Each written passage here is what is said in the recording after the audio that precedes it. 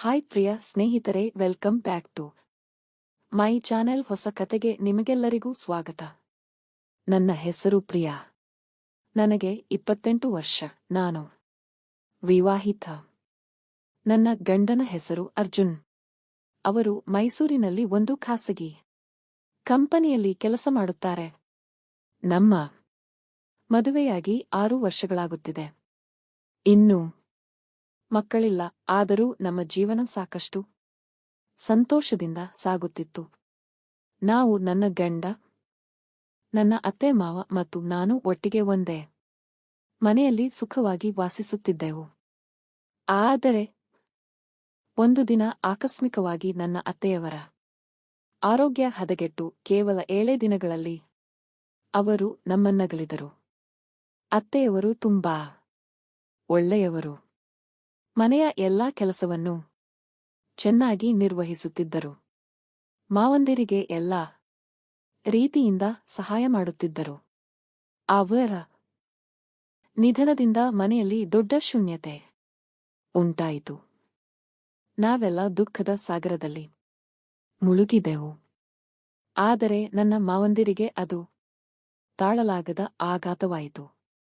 ಅವರ ಜೀವನದ ಒಡನಾಡಿ ಹೋದ ಮೇಲೆ ಅವರು ಸಂಪೂರ್ಣ ಒಂಟಿಯಾಗಿ ಹೋದರು. ಅವರನ್ನು ನೋಡಿದರೆ ಮನಸ್ಸು ಕರಗುತ್ತಿತ್ತು. ಯಾರಿಗೂ ಮಾತಾಡದೆ ಒಂಟಿಯಾಗಿ ಕುಳಿತು ಕಣ್ಣೀರು ಹಾಕುತ್ತಿದ್ದರು. ಅಪ್ಪ, ನೀವೇ ಮನೆಯ ಒಡೆಯ. ನೀವೇ ಹೀಗೆ ಒದ್ದಾಡಿದರೆ ನಾವು ಯಾರನ್ನು ನಂಬಿ ಇರೋದು ಎಂದು ನಾವು ಎಷ್ಟೇ ಸಮಾಧಾನ ಹೇಳಿದರೂ ಕೆಲವೇ ದಿನಕ್ಕೆ ಮತ್ತೆ ಹಿಂದಿನಂತೆಯೇ ಆಗಿ ಹೋಗುತ್ತಿದ್ದರು. ಈಗಾಗಲೇ 10 ತಿಂಗಳು ಕಳೆದಿತ್ತು. ಆದರೂ ಅವರಿಗೆ ಆ ದುಃಖದಿಂದ ಹೊರಬರಲಾಗುತ್ತಿರಲಿಲ್ಲ. ಡಾಕ್ಟರ್ಗಳು ಈ ಮನೆಯ ನೆನಪುಗಳೇ ಅವರನ್ನು ಕಾಡುತ್ತಿವೆ. ಸ್ವಲ್ಪ ದಿನ ಬೇರೆ ಕಡೆ ಕಳಿಸಿ ಎಂದು ಸಲಹೆ ಕೊಟ್ಟರು. ನಾವು ಅವರನ್ನು ಕೊಲ್ಲೂರಿನಲ್ಲಿರುವ ನನ್ನ ಗಂಡನ ಅತ್ತೆಯ ಮಗಳ ಮನೆಗೆ ಕಳುಹಿಸಿದೆವು. ಮೋಡಿ ಸಂಭೋಗ ವಶೀಕರಣ ಸ್ಪೆಷಲಿಸ್ಟ್. ವಶೀಕರಣಕ್ಕೋಸ್ಕರನೇ ಕರೆ ಮಾಡಿ. ಮಹಾಕಾಳಿ ತಾಂತ್ರಿಕ ಪೀಠಂ ಶ್ರೀ ಮಹಾ ಅಘೋರ ತಪಸ್ವಿ. ನಿಮ್ಮ ಪ್ರೀತಿಯನ್ನ ಮರಳಿ ಪಡೆಯಬೇಕೇ? ನಿಮ್ಮ ಪ್ರೀತಿಯನ್ನ ಮನೆಯಲ್ಲಿ ಒಪ್ಪುತ್ತಿಲ್ಲವೇ? ನೀವು ಇಷ್ಟಪಟ್ಟ ವ್ಯಕ್ತಿ ನಿಮ್ಮಂತೆ ಆಗಬೇಕೇ? ಲವ್ ಮ್ಯಾರೇಜ್ ನಲ್ಲಿ ಕುಟುಂಬದಿಂದ ಕಿರಿಕಿರಿಯಾಗುತ್ತಿದೆಯೇ? ನಿಮ್ಮ ಪತಿ ಅಥವಾ ಪತ್ನಿಗೆ ಪರಸ್ತ್ರೀ ಸಹವಾಸ ಬಿಡಿಸಬೇಕೇ? ಇಲ್ಲಿದೆ ಶಾಶ್ವತ ಪರಿಹಾರ. ವಶೀಕರಣ ಮತ್ತು ಶತ್ರು ಮುತ್ತಿಗೆಗೆ ಓಪನ್ ಚಾಲೆಂಜ್. ನಿಮ್ಮ ಕೆಲಸ ಕೇವಲ 2 ಗಂಟೆಯಲ್ಲಿ ಶಾಶ್ವತ ಸಮಾಧಾನ ಇಲ್ಲಿದೆ. ಕೆಲಸ ಆಗದಿದ್ದಲ್ಲಿ ನಿಮ್ಮ ಹಣ ವಾಪಸ್. ಗುಪ್ತ ಅಘೋರ ವಾಮ ಪದ್ಧತಿಯಿಂದ ಇಲ್ಲಿ ಶಾಶ್ವತ ಪರಿಹಾರ ಗ್ಯಾರಂಟಿ. ಅಲ್ಲೂ ಅವರಿಗೆ ಮನಸ್ಸು ನೆಲೆಸಲಿಲ್ಲ. ಕೇವಲ 1 ವಾರದಲ್ಲೇ ವಾಪಸ್ ಬಂದು ಬಿಟ್ಟರು. ಅತ್ತೆ ಹೋದ ಮೇಲೆ ಮಾವಂದಿರು ಸಂಪೂರ್ಣವಾಗಿ ತಮ್ಮನ್ನು ತಾಮೇ ಮುಚ್ಚಿಕೊಂಡರು. ಯಾವ ಕೆಲಸಕ್ಕೂ ಆಸಕ್ತಿ ಇಲ್ಲ. ಗಂಟೆಗಟ್ಟಲೆ ಕುಳಿತು ಏನೂ ಮಾಡದೆ ಇರುತ್ತಿದ್ದರು. ನಿಧಾನಕ್ಕೆ ನನಗೊಂದು ವಿಚಿತ್ರ ಎದೆಗುಂದುವ ಭಾವನೆ ಬರತೊಡಗಿತು. ಅವರು ನನ್ನನ್ನು ನೋಡುವ ದೃಷ್ಟಿಯೇ ಬದಲಾಗಿತ್ತು. ಆ ದಿಟ್ಟ ನೋಟ ನನಗೆ ಅಜ್ಞಾನ ಭಯವನ್ನುಂಟು ಮಾಡುತ್ತಿತ್ತು. ಕೆಲವೊಮ್ಮೆ ಆಕಸ್ಮಿಕವಾಗಿ ನನ್ನ ಕೈಗೆ ಭುಜಕ್ಕೆ ತಗುಲುತ್ತಿದ್ದರು. ಮೊದಮೊದಲು ನಾನದನ್ನು ಕಡೆಗಣಿಸಿದೆ. ಬಹುಶಃ ನನಗೆ ತಪ್ಪು ತಿಳುವಳಿಕೆ ಆಗಿರಬಹುದು ಎಂದುಕೊಂಡೆ. ಗಂಡನಿಗೆ ಹೇಳಿದರೆ ಅವರು ನಂಬುತ್ತಾರೋ ಇಲ್ಲವೋ, ಅಥವಾ ನನ್ನ ಮೇಲೆಯೇ ಸಿಟ್ಟಾಗಬಹುದೆಂದು ಭಯವಾಯಿತು. ಅದಕ್ಕೆ ಯಾವುದನ್ನು ಹೇಳದೆ ಇದ್ದೆ. ಒಂದು ದಿನ ಮಧ್ಯಾಹ್ನ ಸ್ನಾನಕ್ಕೆ ಹೋಗುವಾಗ ಅರ್ಜುನ್ ಆಫೀಸಿಗೆ ಹೋಗಿದ್ದರು. ಮನೆಯಲ್ಲಿ ನಾನು, ಮಾವಂದಿರು ಮಾತ್ರ. ನಾನು ಸ್ನಾನಕ್ಕೆ ಸಿದ್ಧಳಾಗುತ್ತಿದ್ದಂತೆಯೇ ಅವರು ಬಾತ್ರೂಮ್ ಒಳಗೆ ಹೋಗಿ ಬೀಳು ಬಿಟ್ಟರು. ಸಾಕಷ್ಟು ಹೊತ್ತು ಕಾಯ್ದರೂ ಹೊರಗೆ ಬರಲಿಲ್ಲ. ಅಪ್ಪ, ಬೇಗ ಬನ್ನಿ, ನನಗೂ ಸ್ನಾನ ಮಾಡಬೇಕು ಎಂದು ಕರೆದೆ. ಯಾವ ಉತ್ತರವೂ ಇಲ್ಲ. ಗಂಟೆಗಟ್ಟಲೆ ಕಾದೆ. ಮಧ್ಯಾಹ್ನದವರೆಗೂ ಸ್ನಾನ ಮಾಡಲಾಗಲಿಲ್ಲ. ನನ್ನ ದೇಹವೆಲ್ಲ ನಡುಗತೊಡಗಿತು. ಸಂಜೆ ಅರ್ಜುನ್ ಬಂದ ಮೇಲೆ ಹೇಳಬೇಕೆಂದುಕೊಂಡೆ. ಆದರೆ ಧೈರ್ಯ ಬರಲಿಲ್ಲ. ರಾತ್ರಿ ಎದೆಯಲ್ಲಿ ಗುಬ್ಬಿ ಕಟ್ಟಿಕೊಂಡು ಮಲಗಿದೆ.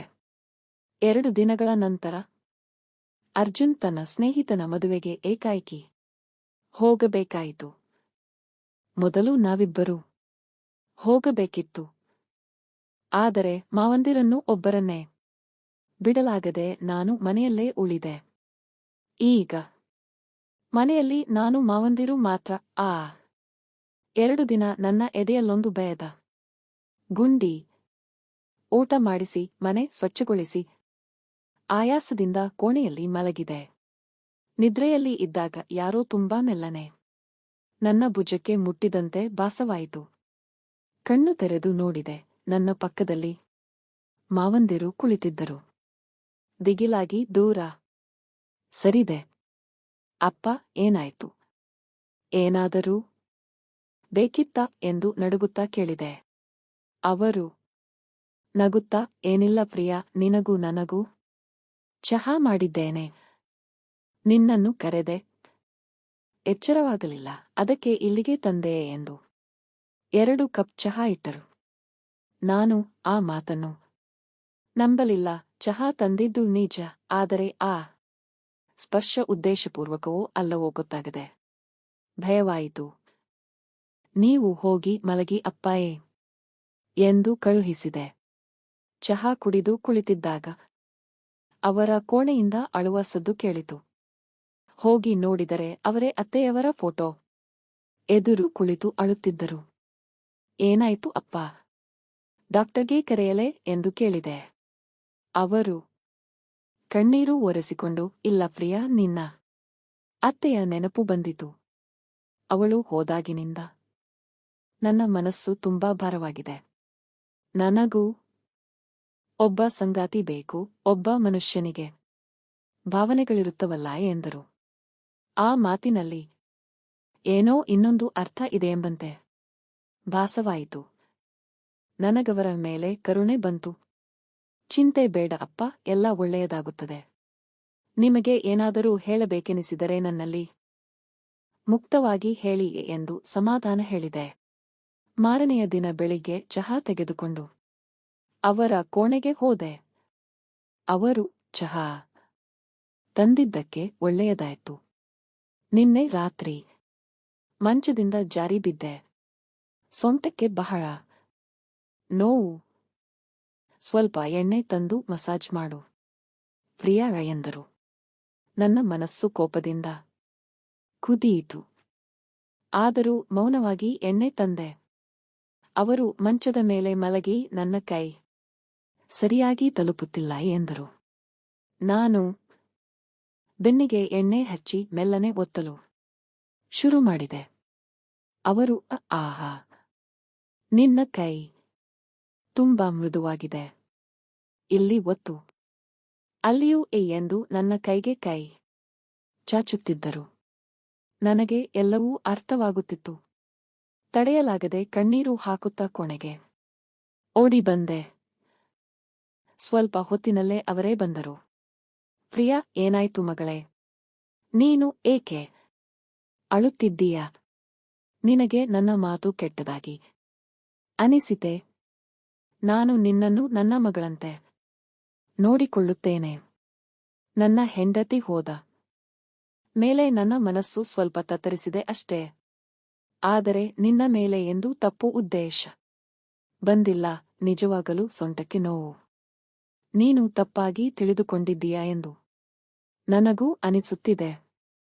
ನಿನ್ನ ಜೀವನ ಸದಾ ಸಂತೋಷದಿಂದ ಇರಲಿ ಮಗಳೆಯೇ ಎಂದು ತುಂಬಾ ಪ್ರೀತಿಯಿಂದ ಹೇಳಿದರು. ನಾನು ಆ ಮಾತುಗಳಿಂದ ಕರಗಿ ಹೋಗಿ ಅವರ ಕಾಲಿಗೆ ಬಿದ್ದೆ. ಅಪ್ಪ, ನನ್ನಿಂದ ದೊಡ್ಡ ತಪ್ಪಾಯಿತು.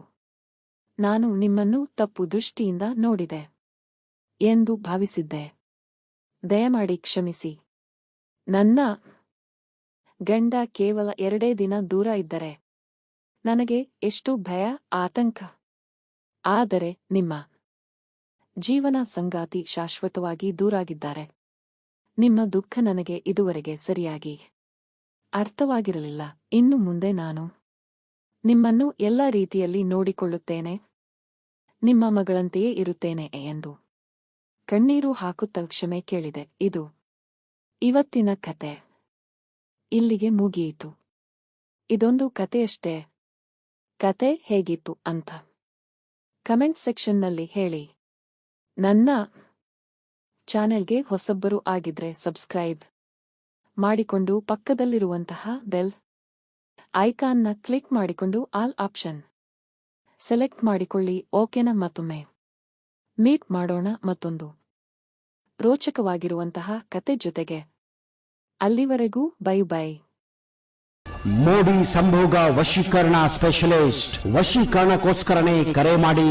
ಮಹಾಕಾಳಿ ತಾಂತ್ರಿಕ ಪೀಠಂ ಶ್ರೀ ಮಹಾ ಅಘೋರ ತಪಸ್ವಿ ನಿಮ್ಮ ಪ್ರೀತಿಯನ್ನ ಮರಳಿ ಪಡೆಯಬೇಕೇ?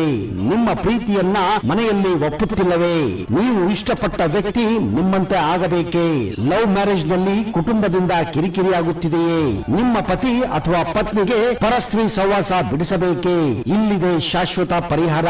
ವಶೀಕರಣ ಮತ್ತು ಶತ್ರು ಮುತ್ತಿಗೆಗೆ ಓಪನ್ ಚಾಲೆಂಜ್. ನಿಮ್ಮ ಕೆಲಸ ಕೇವಲ 2 ಗಂಟೆಯಲ್ಲಿ ಶಾಶ್ವತ ಸಮಾಧಾನ ಇಲ್ಲಿದೆ. ಕೆಲಸ ಆಗದಿದ್ದಲ್ಲಿ ನಿಮ್ಮ ಹಣ ವಾಪಸ್. ಗುಪ್ತ ಅಘೋರ ವಾಮ ಪದ್ಧತಿಯಿಂದ ಇಲ್ಲಿ ಶಾಶ್ವತ ಪರಿಹಾರ ಗ್ಯಾರಂಟಿ.